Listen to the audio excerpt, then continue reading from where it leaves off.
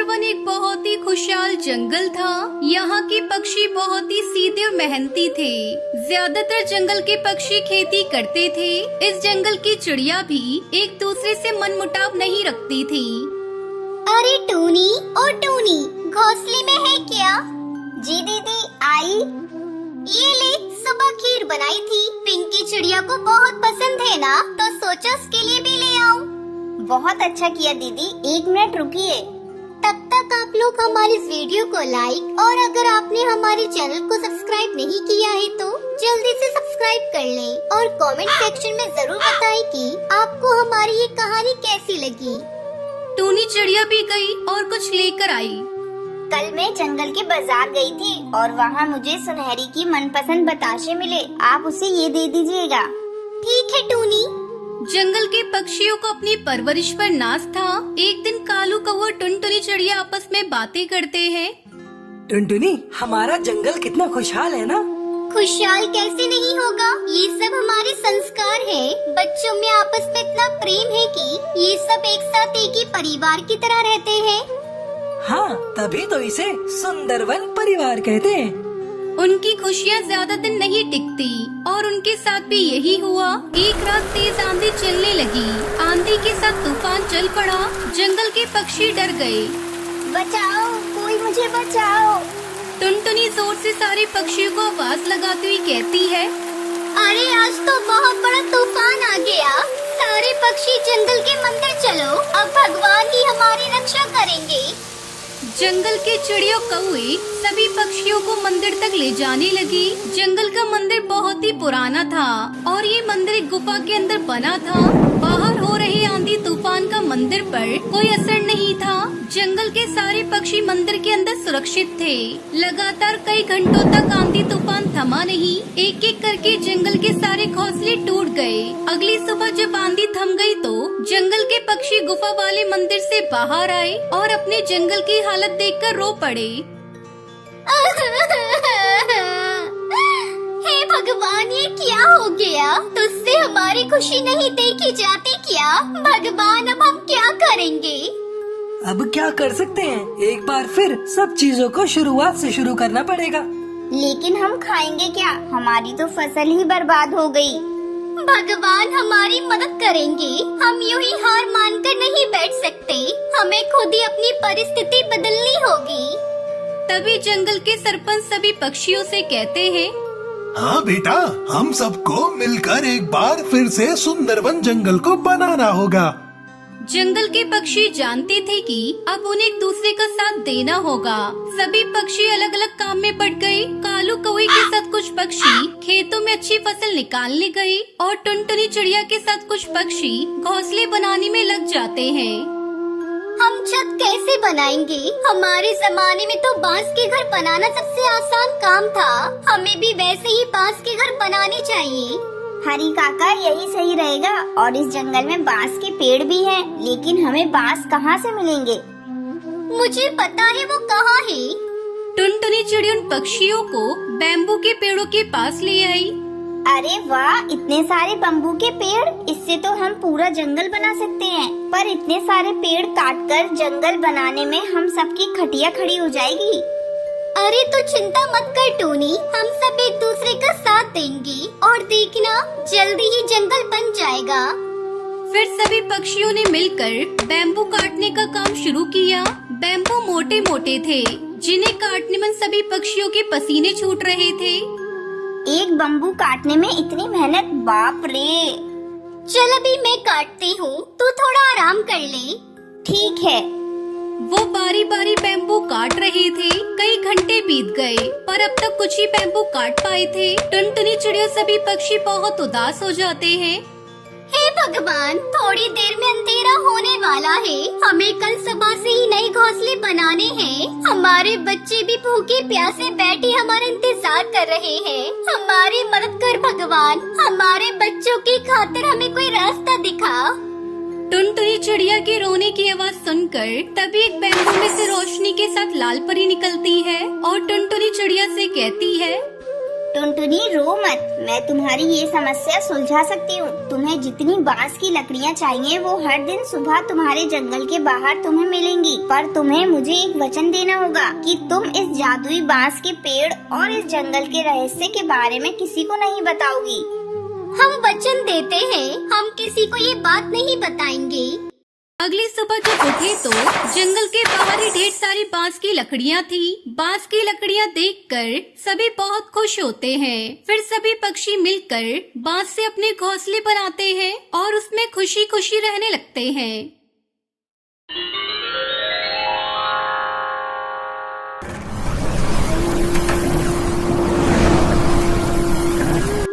हिमालय के जंगल में कड़कनाथ सेठ का राज था। उनके जंगल में टुनटुनी चिड़िया अपने 2 बच्चों के साथ रहती थी। उसकी बेटी का नाम सुनहरी था और बेटे का नाम गोलू था। उनका घोंसला टूट गया था, तब उन्होंने आपस में सलाह किया नया घोंसला बनाने का। टुनटुनी अपने पति कालू कौवे से कहती है, सुनो जी, ये घास फूस से अक्सर हम अपना घोंसला बनाते हैं, लेकिन जल्दी टूट जाता है। अब अपने दोनों बच्चे भी बड़े हो रहे हैं, दोनों दिन भर घर में उछल कूद करते रहते हैं। मैं सोच रही हूँ जंगल से चिकनी मिट्टी लाकर उनसे एक सुंदर मजबूत घर बनाया जाए।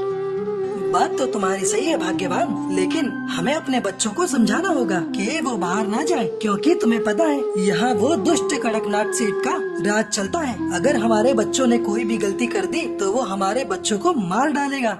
तब तक आप लोग हमारे वीडियो को लाइक और अगर आपने हमारे चैनल को सब्सक्राइब नहीं किया है तो जल्दी से सब्सक्राइब कर लें और कमेंट सेक्शन में जरूर बताएं कि आपको हमारी ये कहानी कैसी लगी। हाँ जी, मैं बच्चों को अच्छे से समझा दूंगी, वो कोई गलती नहीं करेंगे। चलो फिर आज से ही जंगल से चिकनी मिट्टी इकट्ठा करना शुरू कर देते हैं। ऐसा कहकर दोनों पति पत्नी जंगल जाने लगते हैं। तभी उनकी बेटी सुनहरी भी उनके साथ जाने की जिद करती है। बापू, मैं भी चलूंगी आपके साथ, मुझे भी अपने साथ ले चलो। बेटा जिद नहीं करते तो कहाँ जाएगी, हमें जाने दे। तो घर पर रहकर गोलू की देखभाल करना और उसे छोड़कर कहीं इधर उधर मत जाना, हम दोनों अभी आते हैं। टुनटुनी चिड़िया और कालू कौवा मिट्टी लेने के लिए जंगल चले जाते हैं और सुनहरी चिड़िया घर पर अपने भाई के साथ खेलने लगती है। धीरे धीरे शाम हो जाती है और गोलू जोर जोर से रोने लगता है। सुनहरी दीदी, मुझे भूख लगी है, खाने को दे दो ना, मेरे पेट में दर्द हो रहा है। क्या करूं, माँ भी नहीं आई अभी तक और गोलू को भूख लगी है। गोलू तू रोना बंद कर और यहाँ बैठ, मैं तेरे लिए फल तोड़कर लाती हूँ। सुनहरी चिड़िया बहुत छोटी थी, वो अपने माँ बाप की कई बातों को भूल जाती है और फल तोड़ने के लिए हिमालय के जंगल चली जाती है। अरे आसपास तो एक भी फल के पेड़ नहीं है, मुझे थोड़ी दूर जाना पड़ेगा। अचानक सुनहरी चिड़िया को एक सेब का पेड़ दिखाई देता है और वो उसमें से सेब तोड़ने लगती है। तभी कड़कनाथ सेठ देख लेता है और उस पर हमला कर देता है। सुनहरी चिड़िया वहीं गिरकर बेहोश हो जाती है। मेरे जंगल से फल तोड़ेगी और वो भी मेरी बिना इजाजत के। अभी तो केवल बेहोश किया है, आगे से ऐसा करेगी तो जान से मार डालूंगा। इतना कहकर कड़कनाथ सेठ वहाँ से चला जाता है। वहीं गोलू सुनहरी को ढूंढता हुआ उसी सेब के पेड़ के पास आ जाता है और कड़कनाथ सेठ की बातों को सुन लेता है और गोलू चिड़ा जल्दी से उड़कर टुनटुनी चिड़िया कालू कौवे के पास पहुँचता है। माँ, पिताजी, जल्दी चले, उस दुष्ट सेठ ने हमारी सुनहरी पर हमला कर दिया। वो सेब के पेड़ के पास खून से लिपटी बेहोश पड़ी है। इतना सुनते ही टुनटुनी उसका पति भागकर उस पेड़ के पास आते हैं। जल्दी करो जी, हम सुनहरी को पास वाली डॉक्टर बुलबुल के पास लेकर चलते हैं। दोनों पति पत्नी सुनहरी को डॉक्टर बुलबुल के पास लेकर जाते हैं। इसकी हालत तो बहुत गंभीर है। आप सबको पता है ना, जंगल में बच्चों के लिए कितना खतरा होता है, फिर भी आप लोग अपने बच्चों को अकेला छोड़ देते हो। डॉक्टर बुलबुल, मेरी सुनहरी को बचा लीजिए, मैं आपके आगे हाथ जोड़ती हूँ। हम आगे से कभी अपने बच्चों को अकेला नहीं छोड़ेंगे। डॉक्टर बुलबुल के इलाज के बाद सुनहरी आंखें खोल लेती है। हे भगवान, तेरा लाख लाख धन्यवाद कि आपने मेरी सुनहरी को बचा लिया। अगले दिन टुनटुनी चिड़िया और कालू कौआ उस चिकनी मिट्टी से एक सुंदर और मजबूत घर बनाते हैं। देखो टुनटुनी, अपना मिट्टी का मजबूत घर तैयार हो गया। हाँ, देख रही हूँ। अब हमारे बच्चों का कोई बाल भी बांका नहीं कर सकता। और ऐसे ही कई दिन गुजर जाते हैं। एक दिन जंगल में तेज बारिश और तूफान आता है। इस तूफान में जंगल की सेठ कड़कनाथ की हवेली टूट जाती है और जंगल के सभी पक्षी उस तेज तूफान में अपनी जान और मकान खो देते हैं, सिवाय टुनटुनी चिड़िया के। सेठ जी, इस तेज तूफान में सभी पक्षी बेघर हो गए, सिवाय टुनटुनी चिड़िया के। उसका घर क्यों नहीं टूटा? सेठ जी, टुनटुनी और कालू ने चिकनी मिट्टी से अपना घर बनाया था। अच्छा, तो ये बात है। चलो अभी उसके घर। सेठ कड़कनाथ अपने आदमियों के साथ टुनटुनी के घर पर कब्जा करने के इरादे से निकल पड़ता है, लेकिन वो ये भूल गया था कि जंगल में तूफान अभी थमा नहीं है। सेठ जैसे ही टुनटुनी की मिट्टी के घर के पास पहुंचता है, तभी तेज तूफान वहां आता है और सेठ और उसके आदमियों को अपने साथ उड़ा ले जाता है। टुनटुनी और कालू ये सब अपनी आंखों से देख रहे थे।